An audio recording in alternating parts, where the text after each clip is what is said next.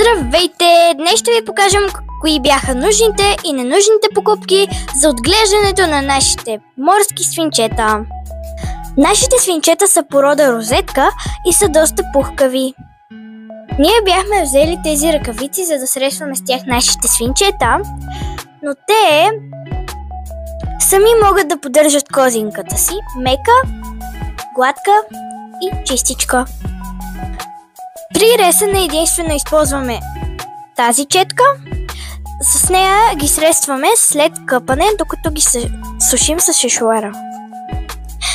Докато гушкахме нашите свинчета, те ни оставяха косми по дрехите, затова ние взехме тези неща да чистиме космите от дрехите си. От това нямаше никаква полза, най-много да разкъса дрехата. Тези чистят добре, но не се справят с всички косми. Единствено лепките се справят добре с работата.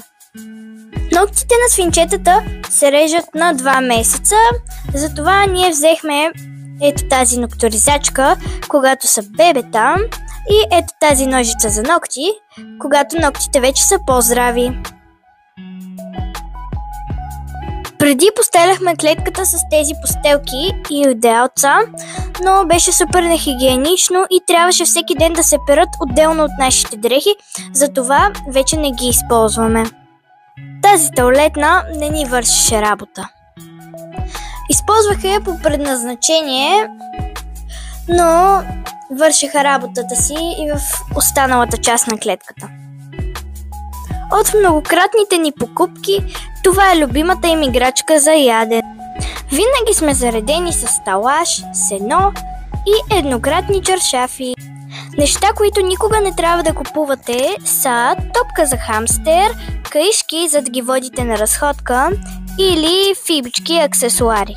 Колкото и сладко да изглеждат, те могат само да им навредят. Кои бяха най-смислените покупки за вашите свинчета? Моля, споделете в коментарите.